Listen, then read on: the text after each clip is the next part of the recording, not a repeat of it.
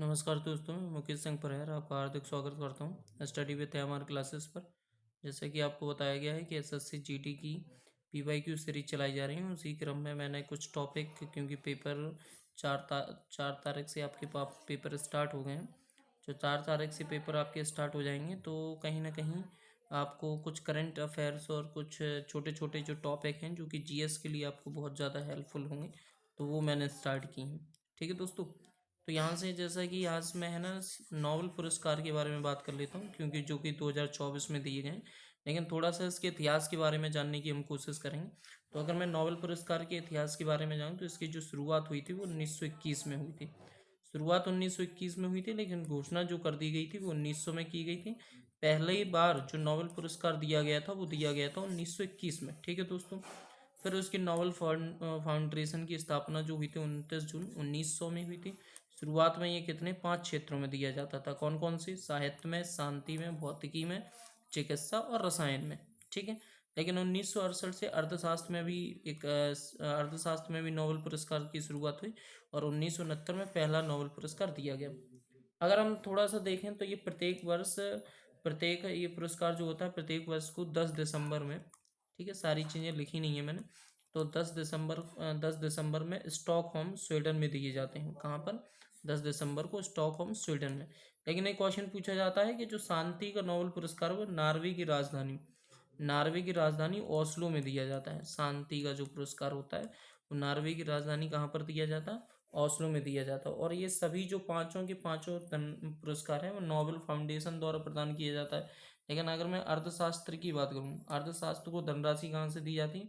तो स्वेरेज रिक्स बैंक करके वहाँ से इन्हें धनराशि प्रदान की जाती है। ठीक है, तो मैंने आपको क्या बताया कि नोबेल पुरस्कार की जो स्थापना थी वो कब हुई थी? 1901 में हुई थी।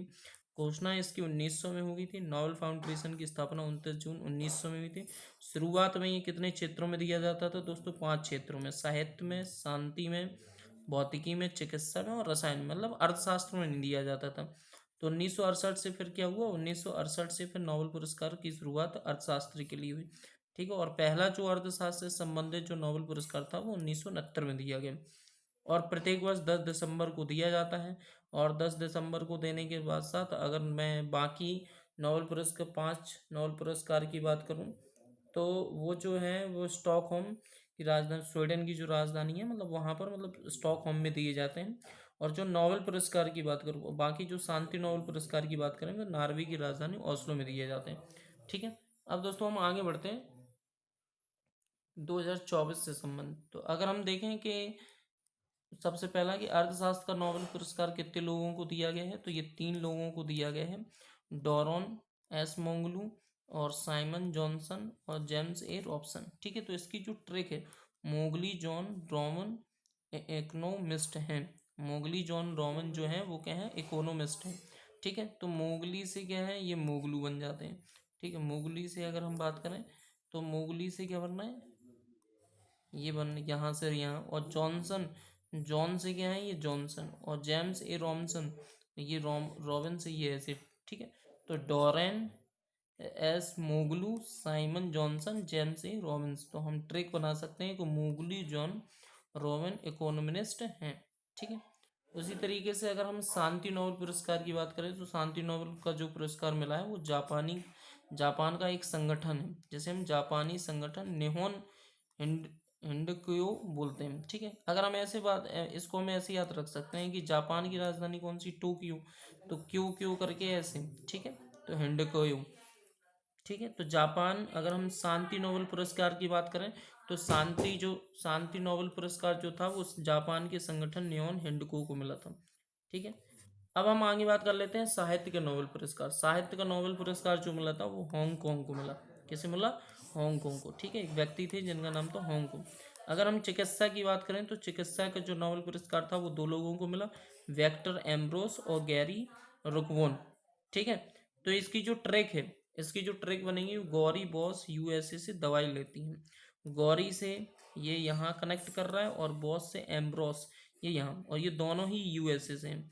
दवाई का मतलब चिकित्सा से रिलेटेड, तो इसलिए इसकी जो ट्रिक है कि गौरी बॉस यूएसए से क्या लेती हैं? दवाई लेती हैं। तो वेक्टर एम्ब्रोस और गौरी रुकवान। अगर मैं भौतिकी विज्ञान की बात करूँ तो भौतिकी विज्ञान मतलब फिजिक्स।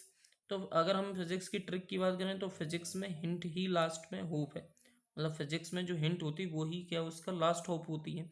तो अगर हम देखें फिजिक्स में हिंट ही लास्ट होप है, तो हिंट से कनेक्ट क्या कर पा रहे हैं हम, हिंट से जेम्फ्री हिंटन को कनेक्ट पा रहे हैं, तो ट्रिक होगी जेम्फ्री हिंटन। और लास्ट होप है, होप से होपफुल, तो दो व्यक्तियों के नाम जेम्फ्री हिंटन और जॉन जे हूपफील्ड। ठीक है दोस्तों, तो फिजिक्स में ही हिंट मतलब फिजिक्स में हिंट ही लास्ट होप है, इस तरीके से आप याद कर सकते हैं।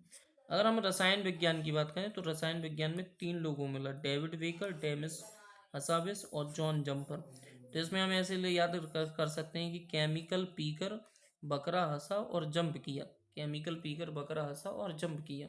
तो यहाँ से मतलब अगर हम केमिकल की बात करें, केमिकल से रसायन, रसायन विज्ञान संबंध हो, केमिकल पीकर बकरा हंसा और जंप किया, तो रसायन विज्ञान का संबंध किससे होता है, केमिकल से। तो ये ट्रिक इससे होगी। पीकर अगर हम देखें तो डेविड बेकर से ये बकरा हो गया, ठीक है। हंसा टॉमिस डैमिस हंसा बिस से क्या हो गया, हंसा हो गया। और जंप से जॉन जंपर हो गया। ठीक है दोस्तों, तो धन्यवाद दोस्तों, ये आपके लिए कुछ इम्पोर्टेंट ट्रिक के साथ नोबेल पुरस्कार थे। अगर आपको अच्छा लगे तो कमेंट जरूर करें, बाकी लाइक सब्सक्राइब करें।